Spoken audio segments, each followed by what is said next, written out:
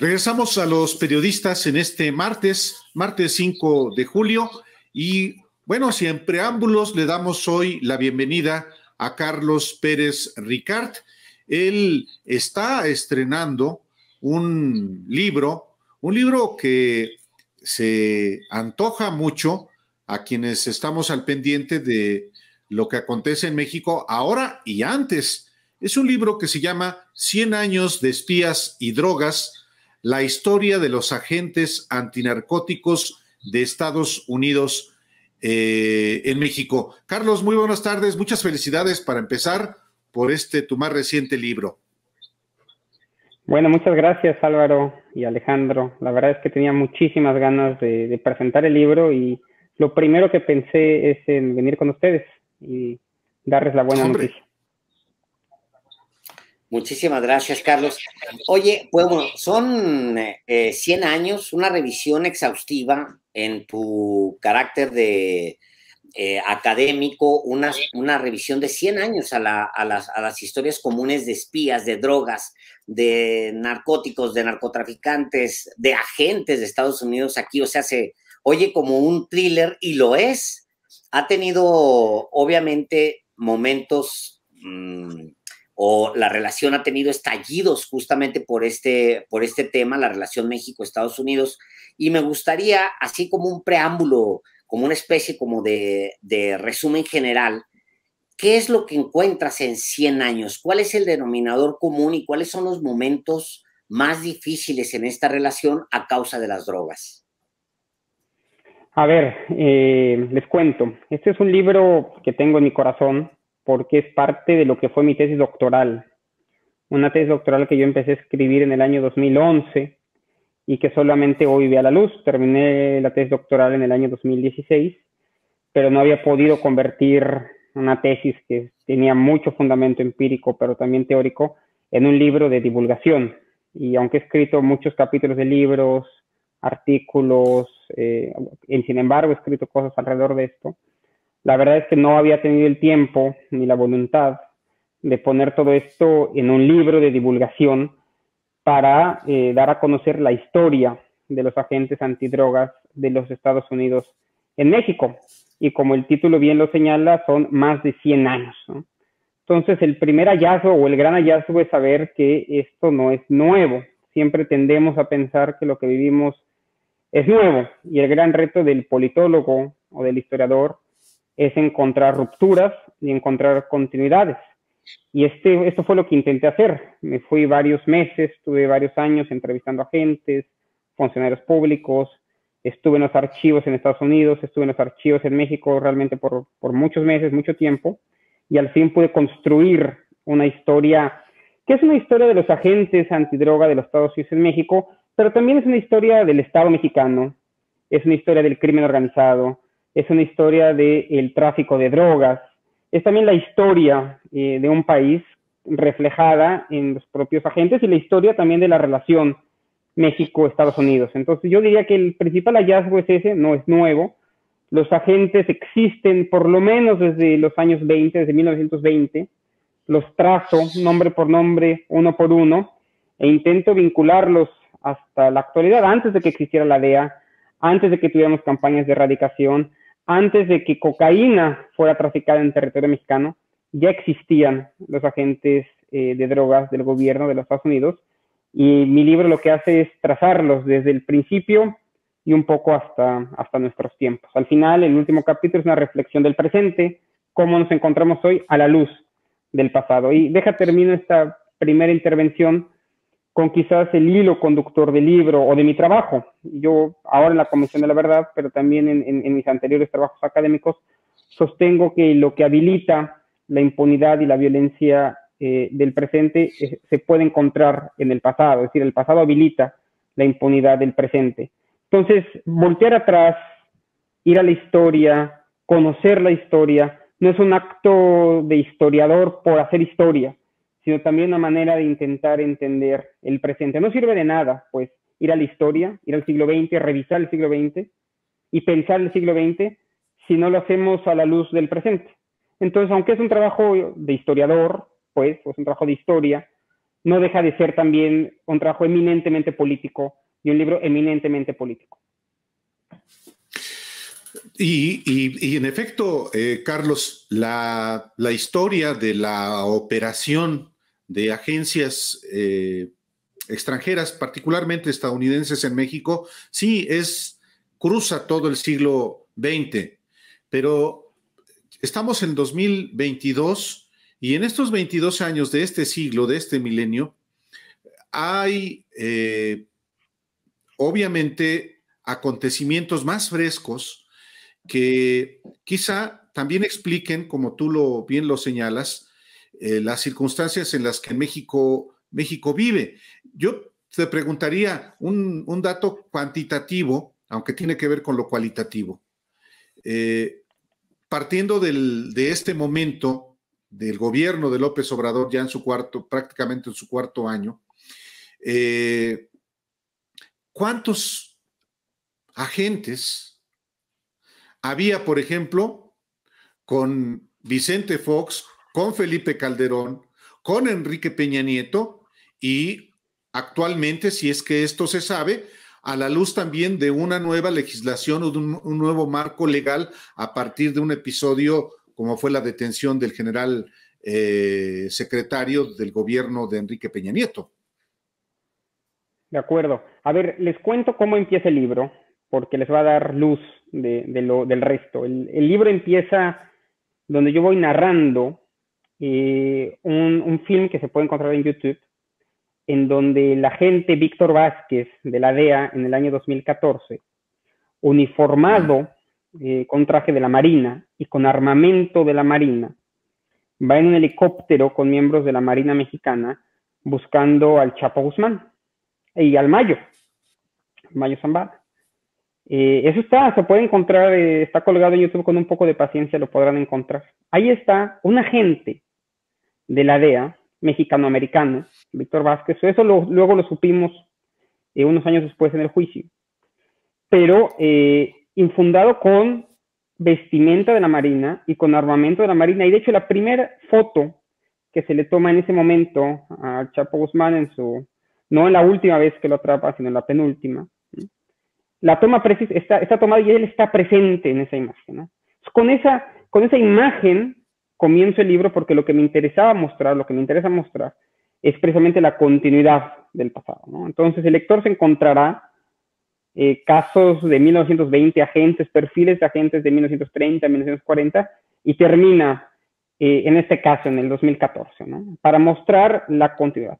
Y uno de los hallazgos en relación a esto tiene que ver con que, no importando el sexenio, no importando quién era presidente, los agentes de la DEA siempre operaron en México y de las agencias predecesoras a la DEA.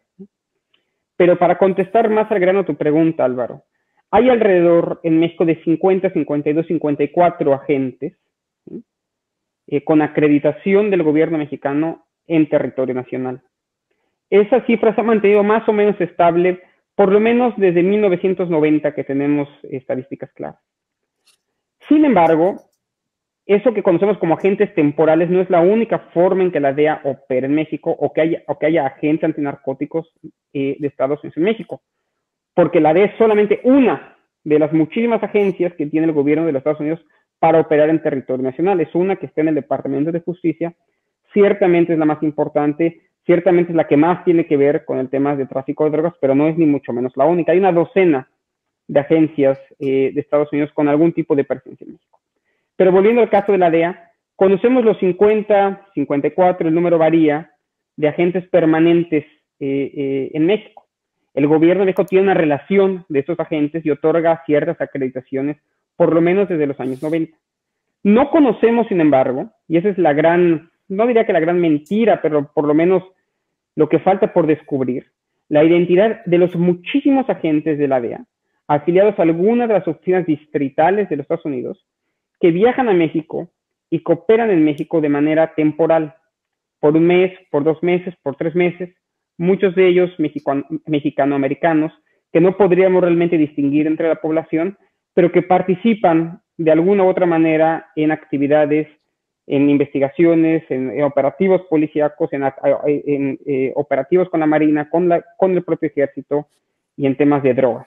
Estos agentes temporales no los conoce el gobierno de México, probablemente tampoco los conozca la oficina de la DEA en Ciudad de México, sino que realmente es una suerte de rizoma como opera la DEA en México. Gente que viene de Caléxico, de San Antonio o de Nueva York puede estar en México operando y probablemente el propio gobierno de Estados Unidos no lo sepa. Entonces es una historia por contar, una historia que no conocemos, pero sí sabemos, bueno, por fuentes con las que hemos hablado y por archivos del pasado, que los agentes de la DEA, estos 50 o 52 de los que hablamos siempre, no son ni mucho menos la única forma en la que la DEA opera en México. Entonces pueden ser cientos incluso de agentes que viajan, que vienen, que van, contratistas, afiliados a la DEA, etcétera, que operan en territorio nacional. ¿Cómo explicar, Carlos, el momento que vive México hoy a partir del análisis justamente histórico? Porque se intenta disasociar esta tragedia, la tragedia que vivimos día a día en México, con hechos y con decisiones que se tomaron en el pasado, como si el 1 de diciembre de 2018 hubiera iniciado todo absolutamente y habría que separarlo del efecto de las decisiones del pasado. ¿Cómo explicar este momento a partir de lo que has analizado del pasado? A ver, con certeza puedo decir que la relación bilateral en clave seguridad, en lo que concierne a la relación con la DEA, está en su punto más bajo desde que en 1992 fuese secuestrado el doctor Machaín por un grupo de policías locales de Jalisco, pagados por la DEA para que se lo llevaran de forma ilegal, lo secuestraran a los Estados Unidos. Una historia que cuento, que relato, que ya se conocía, pero bueno, creo que relato relativamente bien en el libro. Desde entonces no estaba tan mal, digamos, la relación con la DEA. El desgaste no comienza con López Obrador, el desgaste comienza en los últimos 3 años del gobierno de Enrique Peña Nieto, cuando se dan cuenta precisamente en la Secretaría de Relaciones Exteriores y en la Secretaría de Gobernación que las operaciones de la DEA en México, que fueron muy abiertas, que fueron conocidas, que fueron ampliamente difundidas durante el sexenio de Felipe Calderón, ahí están los cables de Carlos Pascual reconociéndolo, fue una cosa, nunca tuvo tanta actividad la DEA como la tuvo durante el gobierno de Felipe Calderón. Me decía una gente que la DEA hacía y deshacía en México durante ese periodo. Durante el gobierno de Enrique Peña Nieto se interpreta que era un exceso y que no podía ser que la agenda de seguridad estuviese siendo dictada por la agencia estadounidense, a tal punto que comenzaron a ponerse cada vez más barreras a su actuación. Con el gobierno del presidente López Obrador eso se ha extendido todavía más y se ha limitado la actuación de agentes permanentes de la DEA en México y se les ha ido cerrando, digamos, la cancha de posibilidades. Ahora, por ejemplo, se le acaba de negar autorización para volar al avión que tenía la DEA en el aeropuerto de Toluca. Hay una restricción muy fuerte a lo que pueden o no pueden hacer sus agentes. Ciertamente es un momento distinto a lo que habíamos vivido en los últimos 30 o 40 años en cuanto a cómo el gobierno de México enfrenta la presencia de los agentes de la DEA. Pero la premisa principal es que se han dado cuenta, y yo creo que ahí tienen razón, que las operaciones de la DEA en territorio mexicano habilitan, alientan dinámicas violentas. ¿Sí? La guerra contra las drogas y en particular la operación de agentes de la DEA en México alienta dinámicas violentas en los lugares en los que está operando. Pues las métricas bajo las que opera no son las métricas de reducir la violencia o reducir muertos y heridos, ¿no? Sino maximizar la cantidad de confiscaciones y de arrestos justamente para conseguir más y más dinero. Una de las cosas que intento demostrar en el libro es esta frase que me gusta mucho decir, que las métricas de la DEA son las métricas del fracaso de México, ¿no? Las métricas que favorecen a la DEA son las métricas que favorecen el fracaso de México en todo lo relativo a la seguridad nacional. Entonces, de eso se ha dado cuenta, y me parece bien el presidente López Obrador, y por eso creo que estamos hablando de un momento distinto en la relación bilateral a la luz de 100 años de historia. Hay una narrativa que se está imponiendo ciertamente desde los ámbitos de la oposición en México, y es ese supuesto contubernio del gobierno con organizaciones criminales, que como la estrategia es de abrazos, no balazos, pues hay una conducta permisiva del gobierno de López Obrador y de él mismo como presidente hacia las organizaciones criminales, que tendría una explicación también de carácter político y electoral. ¿Qué tanto esta narrativa tiene que ver también con una percepción o con una visión desde los ámbitos de la DEA, por ejemplo, Carlos?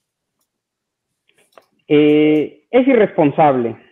Es irresponsable que ante la falta de evidencia la oposición comience a intentar generar esa narrativa. Yo por lo menos no tengo ningún indicio, si así es no lo conozco. Hablo continuamente con gente en Estados Unidos, hablo con gente en México. No sé de dónde vengan esos datos, no conozco, he escuchado sí en fuentes periodísticas esa narrativa, yo no la conozco. Ahora bien, sí sé y sabemos, quienes estudian temas de crimen organizado, que el Estado dialoga, o que agentes del Estado dialogan, conversan continuamente y de manera sostenida con bandas criminales y con actores ilegales.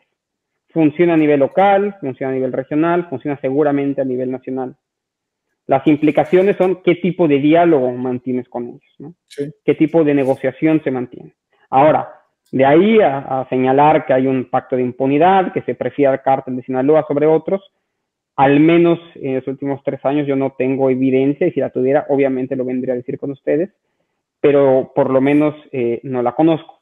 Y también sé de fuentes norteamericanas, justamente de gente que estuvo en México de la DEA, y tampoco ellos han hecho oídos pues a esa narrativa. Me parece que es la narrativa de la oposición que quiere colgarse precisamente de esto. Ahora bien, me parece que catalogar la estrategia del presidente López Obrador como una de abrazos, no balazos, y reducirla a eso también es equivocado. Tenemos ahí el ejemplo de lo que acaba de suceder en Sonora. Todos los días vemos a militares en el país, vemos a la Guardia Nacional desplegada. Ciertamente es un eslogan político, pero pues un análisis serio de lo que es hoy la política de seguridad del Estado mexicano dista mucho de abrazos, no balazos, ¿no? Más bien se contrapone a una idea que hizo carrera en administraciones anteriores de ir a pura balacera al monte y se acabó. Y eso es lo que me parece que se está intentando terminar, y también creo que es una buena idea. Y si bien no ha dado los resultados que todos habíamos esperado, no deja de ser notorio que mientras el homicidio en Estados Unidos ha subido por 3 años consecutivos, el homicidio en México sí se ha reducido de manera importante, ¿no? No como quisiéramos verlo, o no como tal vez se prometió al principio de la administración, pero primero se contuvo, ya el año pasado tuvimos una reducción de 4%, y me parece que en el año 2022 continuará la reducción en el número de homicidios en México. En los últimos tiempos la discusión se ha concentrado mucho en el caso de Genaro García Luna. La revisión de los datos también permiten abrir otros frentes en esa discusión, y ahora que sales justo de hacer este análisis de la presencia de la DEA en México, la pregunta que nos hacemos todos es, ¿se dio cuenta o no la DEA de la participación de Genaro García Luna en operaciones con el crimen organizado? Y si se dio cuenta, ¿por qué no hizo algo? Y si no se dio cuenta, todavía peor, ¿por qué no se dio cuenta si esa es su especialidad? ¿Tú qué opinas, Carlos? Es una muy buena pregunta. Uno de los hallazgos centrales de la investigación es que cuando hablamos de la DEA no hablamos de una agencia inocente. Es una agencia corrupta, es una agencia con muchísimos casos de corrupción en Estados Unidos. Muchos de sus agentes que han operado fuera y agentes que operan en Estados Unidos o han estado presos o han estado imputados por temas de corrupción. La corrupción no es un tema nacional, no es endémico a México. No puede haber narcotráfico si no hay también ilegalidad en Estados Unidos, si no hay redes criminales funcionando en el gobierno de Estados Unidos y en las corporaciones policiales en Estados Unidos. Uno de los grandes temas que tendremos que revisar quienes nos dedicamos a eso será estudiar cómo funciona el narcotráfico en Estados Unidos, y nos vamos a sorprender al revisar que en realidad, a veces cuando hablamos de corrupción, para el caso mexicano, cuando hablamos de corrupción, lo que hacemos es oscurecer estructuras de desigualdad, estructuras mucho más difíciles de desmembrar y que nada más tapamos bajo el concepto corrupción.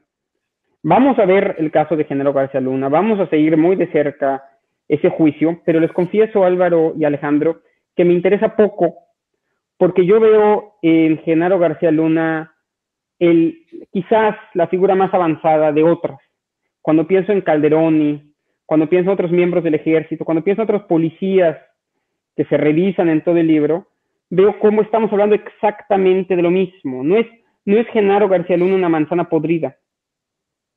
No es un caso excepcional. Es parte de la dinámica que habilita la guerra contra las drogas. Por eso, mientras permanezcamos en el umbral del prohibicionismo y el punitivismo, y mientras seguimos sometidos a esta idea tan absurda que es la guerra contra las drogas, vamos a tener Genaro García Luna por mil. Revisaremos su caso y veremos las conexiones, y habrá imputados y tendrán que ir presos, y tendremos que exponer esas situaciones.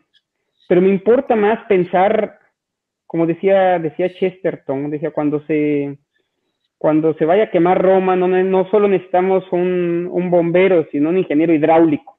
No necesitamos solamente el corto plazo, no, pensar qué estamos haciendo mal para que cada sexenio surjan figuras como las de Genaro García Luna, ¿no? Entonces, ¿por qué se les ampara desde la DEA? ¿Quién los ampara desde la DEA? ¿Cómo la estructura de la guerra contra las drogas permite que nazcan pequeños criminales o grandes criminales como el señor Genaro García Luna?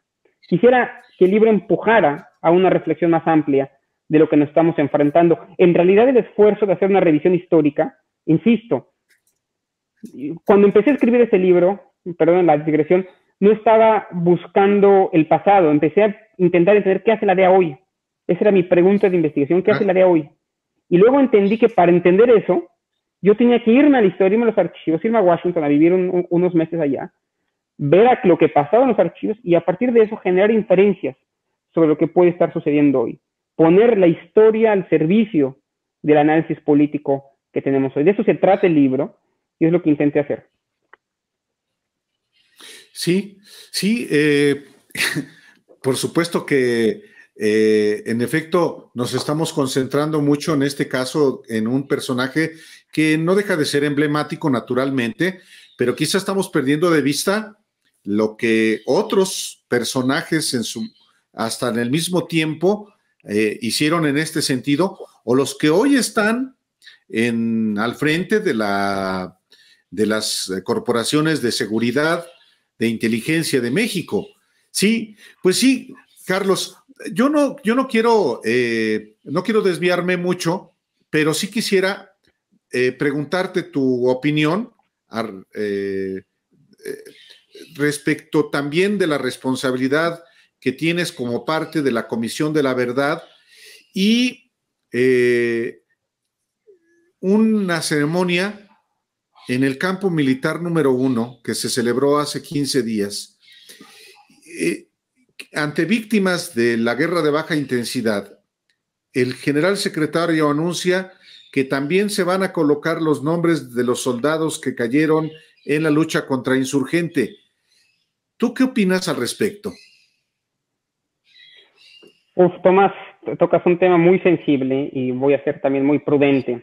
Hablo a título personal, como una de las 5 personas expertas de la comisión, no hablo a nombre de mis compañeros y compañeras y tampoco del resto de la comisión. Me sorprendieron muchísimo esas declaraciones, me indignaron muchísimo esas declaraciones, no tenían razón de ser. Soy empático a las protestas de las víctimas que se presentaron ese día y que luego mostraron su descontento en varios comunicados. y lo primero que le pedí a mis compañeros y compañeras de la comisión, y aceptaron, es generamos un comunicado en el que nos distanciábamos completamente de esas declaraciones. La Comisión de la Verdad no hace homenajes a militares. La Comisión de la Verdad no trata de eso, y que se haya intentado mezclar nuestro mandato con esa decisión independiente y soberana del ejército, y de la cual no me voy a referir, nos enojó mucho, me pareció irresponsable ese discurso, y tengo algunas fuentes en el gobierno me han hecho saber que también fueron sorprendidos, tanto el subsecretario como el propio presidente, que intentó más o menos manejar la situación, pero me parece que es señal de que el ejército no está listo,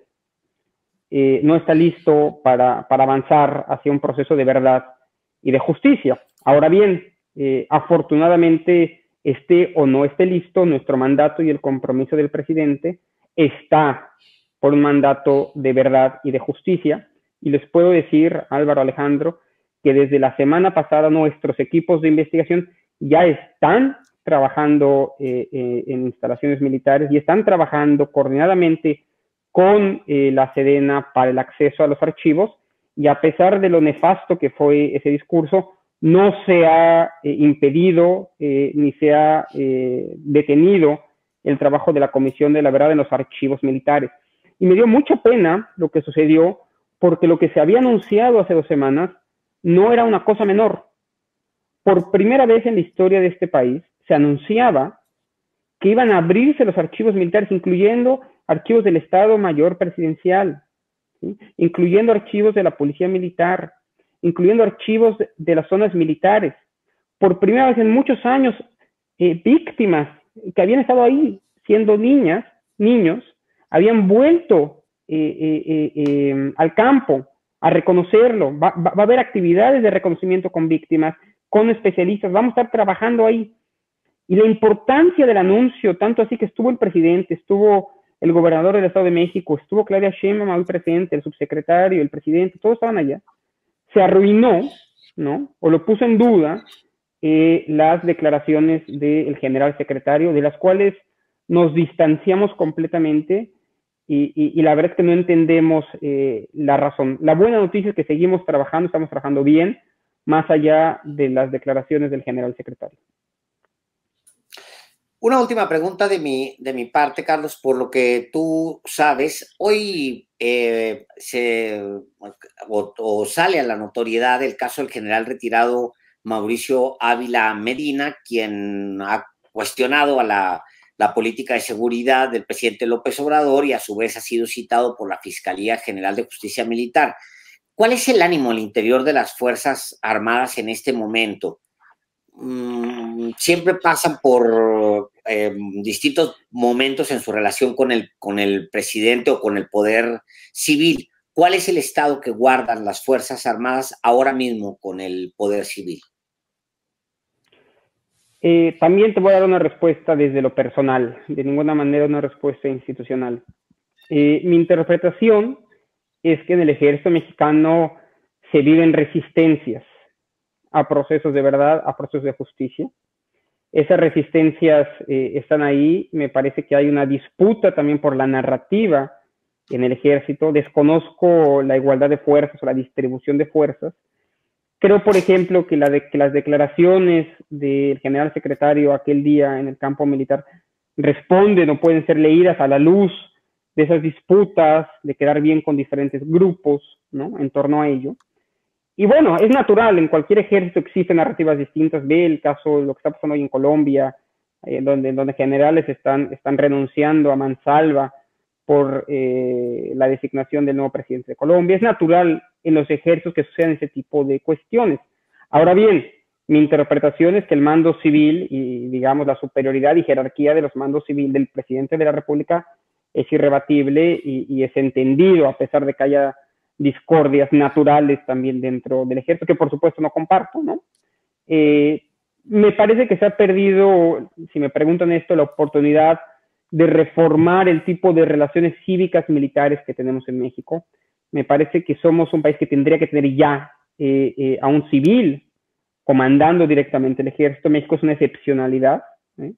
Podríamos pasar a un modelo como el estadounidense. Falta mucho por hacer y se ha perdido esa posibilidad. Me parece que la transición política en México ha tocado muchas partes, pero otras partes han quedado endebles y oscuras, y creo que ahí hay mucho margen de maniobra, se puede avanzar en las relaciones cívico-militares en México. Carlos Pérez Ricart, a reserva de que quieres agregar algo más, pues muchísimas gracias por este más reciente libro que por supuesto que se antoja y que seguramente quienes nos están viendo y escuchando ahora van a conseguirlo. Así es que muchísimas gracias también por estos puntos de vista que a título personal emites sobre comportamientos que sí tienen que ver con el presente, también con el pasado, y que no es sencillo procesar pues esta necesidad de verdad y de justicia. Ahí les dejo el libro, 100 años de espías y drogas, la historia de los agentes de Estados Unidos en México. Creo que se lee bien, creo que se lee fácil, está escrito para una audiencia amplia, para que se conozca, para que se discuta, para que se critique, y ojalá Alejandro ya me hizo la promesa de que podré ir al estudio pronto también a presentarlo, y con mucho gusto les firmo ahí su ejemplar que les tengo ya apartado. Muchísimas gracias, Alejandro y Álvaro, muchísimas gracias, de verdad. Gracias, Carlos. Buenas tardes. Hasta luego. Regresamos.